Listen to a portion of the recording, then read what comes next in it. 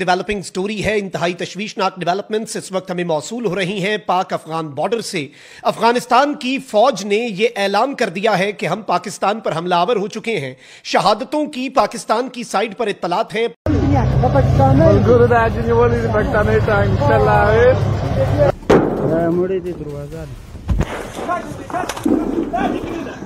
اور خبر یہ بھی سامنے آ رہی ہے کہ افغانستان کی طرف سے پہلی بار پاکستان کے اگینسٹ بیلسٹک میزائل کا استعمال کیا گیا ہے. آپ دیکھ رہے ہیں ڈیولپنگ سٹوری ہے یہ کورم سیکٹر میں ظاہر پاک افغان بارڈر کا ایک اور حصہ. زیادہ ترین خبر ابھی بھی دیکھی ڈونلڈ ٹرمپ نے بھی اس حوالے سے لب کشائی کی ہے کہ وہاں وہ جاتے ہیں بھارت اور یہاں پر افغانستان حملہ کر دیتا ہے پاکستان. ذاتی خیال ہے, میرا تجزیہ یہ کہتا ہے کہ یہ آپریشن سندور 2 کا آغاز ہوا ہے جو کہ کل رات کو اس نے کیا ہے. افغان فورسز ہیں وہ بھی اپنے کلیم جاری کر رہی ہیں. ٹینک کو نشانہ بنانے کا کلیم کیا جا رہا ہے.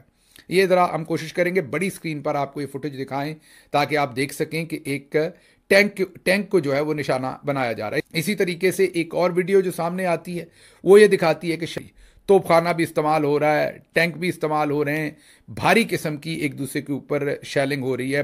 اور یہ ہم پچھلی جھڑپوں کی بات نہیں کر رہے, یہ جو پچھلی رات میں سب کچھ ہوا ہے, مطلب کہ یہ بات ہو رہی 14 تاریخ کی.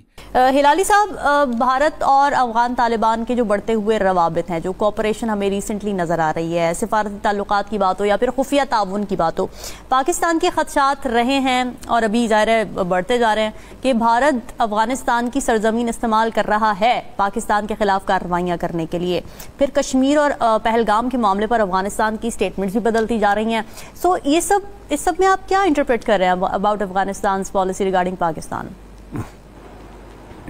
دیکھیے, کمال کی بات یہ ہے کہ اتنے سال ہو گئے ہیں, 75 سال ہو گئے ہیں, اس سے زیادہ بلکہ, اور آج تک ہم لوگ فیصلہ نہیں کر سکے کہ یہ جو افغانستان ہے یہ ہمارا بھائی ہے کہ یا ہمارا دشمن ہے.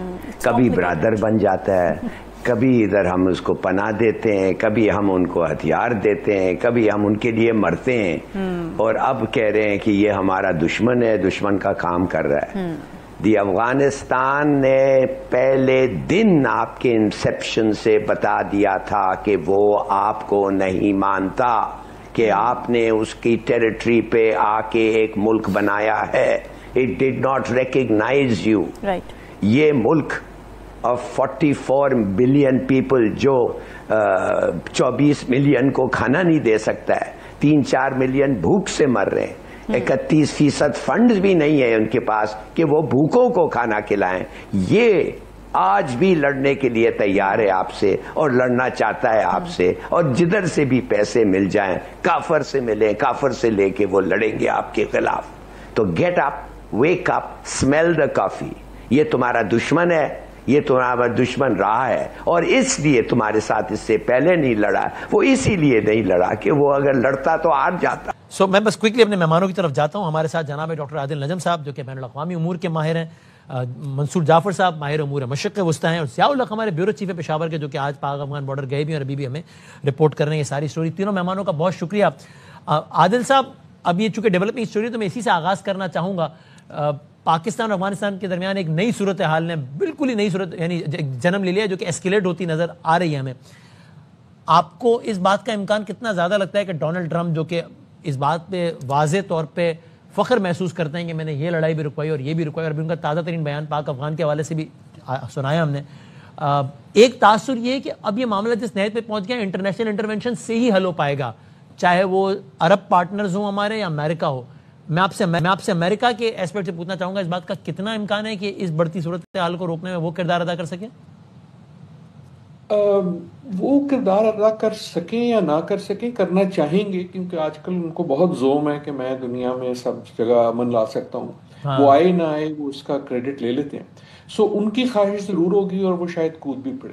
لیکن میرے خیال میں اگر کوئی تھرڈ پارٹی انٹرونشن ہونی ہے تو وہ مشرق وسطیٰ سے, خصوصاً گلف سے زیادہ روبسٹ ہوگی, اور اگر ٹرمپ صاحب بھی کریں گے تو وہ پریشر ادھر سے ہی ڈلوائیں گے, کیونکہ طالبان اور ڈونلڈ ٹرمپ کے اپنے تعلقات بھی کوئی اتنے اچھے نہیں ہیں. وہ پہلے تو ہفتے پہلے تک تو بگرام واپس لینے کی باتیں کر رہے تھے. So I do think کہ from a real diplomatic perspective عرب ممالک اس میں زیادہ اہمیت رکھتے ہیں کیونکہ ان کا افغانستان پہ انفلوئنس بھی ہے. اور دوسری چیز یہ کہ اور آپ کے خیال میں طالبان ریسپیکٹ کریں گے افغانستان کی رجیم اس کو ریسپیکٹ کرے گی اگر سعودی عرب قطر وغیرہ کودتے ہیں اس میں تو ڈی ایسکیلیشن مور دین ٹرمپ ہمارے کو یہ آ جائے کہ ہم ان کے ساتھ ویسے رہیں گے جیسے ہمیں رہنا چاہیے. There will be strong responses when it is needed. We will talk to them when it is needed. Magar we will fight with them when it is necessary. Absolutely. میر صاحب, انڈیا اور افغانستان کا نیکسس ٹھیک ہے, آپ nexus اپنے بنائیں, but it is becoming against Pakistan. And for what? یہ میرا آپ سے سوال ہے, موٹیو کیا ہے اس کے پیچھے؟ موٹیو بڑا سمپل ہے. دیکھیں 1526 سے لے کے آج تک آپ دیکھو کہ یہاں ایک یہ کانفلکٹ زون ہی رہا ہے, اور یہاں کئی ٹرائبز ہیں, اور ہر ٹرائب یہی کہتا ہے کہ اس کی ہیجمنی افغانستان پہ ہو. ان کی لڑائیاں, انٹرنل لڑائیاں چلتی رہ رہی ہیں, بہت چلی ہیں, چل بھی رہی ہیں, اور یہ میری نظر میں یہ ایک ڈائیورژن ہے کہ انہوں نے کریٹ کیا ہے کہ جو ان کا انٹرنل پرابلم ہے, انٹرنل انسٹیبلٹی, اور جو ورلڈ ایک اوپینین بن رہا ہے, یہ اس کو ڈائیورٹ کر کے انہوں نے پاکستان پہ اٹیک کیا ہے. پاکستان نے ان سے کیا مطالبہ کیا کہ ہمیں زمین دے دو, ہمیں کچھ مدد دے دو یا کچھ کر دو. پاکستان نے تو صرف ایک چیز کہی ہے, ہر حکومت نے کہی ہے کہ بھائی یہ جو دہشت گردی آپ سے ایمنیٹ ہو رہی ہے وہاں سے, اس کو ختم کریں, اس کو بند کریں. That is.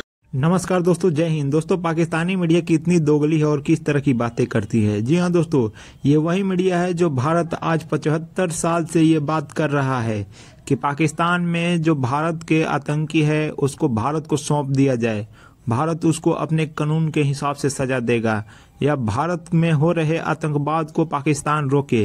لیکن اس پر تو یہ لوگ بولتے ہیں کہ جھوٹ بولا جا رہا ہے. اور یہ جب آج خود طالبان کو یہ باتیں بول رہے ہیں تو اب طالبان بھی یہی باتیں سیم بول رہا ہے, تو اس پر یہ لوگ غصہ ہو گئے اور اس پر اٹیک کر دیے, اور جو اٹیک کیے ہیں اس کا پرنام اب خود ان کو بھگتنا پڑ رہا ہے. جہاں پر یہ لوگ سوچے تھے کہ ہم نیوکلیر عام ہیں تو ہمیں کچھ نہیں ہوگا, تو اس کا اثر اب دیکھنے کو مل رہا ہے کہ کس طرح سے افغانی طالبان نے پاکستان کے ٹینکوں پر قبضہ کر لیا ہے اور ان کے کئی چیک پوسٹوں پر قبضہ کر لیا ہے.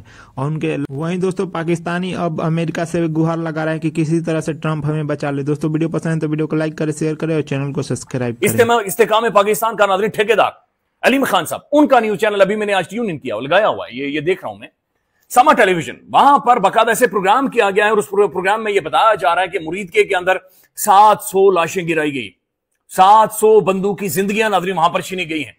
میں اس مذہب جماعت کا حامی نہیں ہوں, میں سخت ترین ان کے خلاف ہوں. میں یہ سمجھتا ہوں کہ انہیں یہاں تک پہنچنا ہی نہیں چاہیے تھا. انہوں نے سب کی زندگیاں خطرے میں ڈال دی ہیں. یہ مذہب کے ٹھیکیدار بنے ہوئے ہیں, ہارڈ لائنرز ہیں ناظرین, لوگوں کو مار دیتے ہیں, لوگوں کی زندگیاں برباد کرتے ہیں, ان کی پراپرٹیز کو نقصان پہنچاتے ہیں, آگ لگا دیتے ہیں. تو یہ چیز تو اپنی جگہ پر موجود ہے, اور اس کے خلاف ریاست کو بہت پہلے ایکشن لینا چاہیے تھا. آج بھی اگر یہ قانون کے دائرے میں رہتے ہوئے ریاست ایکشن لیتی ہے تو لینا چاہیے, لیکن یہ جو مرید کے اندر ناظرین قتل عام ہوا ہے, اس کی کوئی کلیئرٹی آپ کے پاس موجود نہیں ہے. اب کل کا ویلاگ اٹھا کر دیکھیں محترم حامد میر صاحب کا. میر صاحب یہ کہہ رہے ہیں کہ پاکستان کے تمام تر پرائم ٹیلی ویژن کو ہدایت تھی کہ بھائی آپ نے اس کے اوپر بات چیت نہیں کرنی.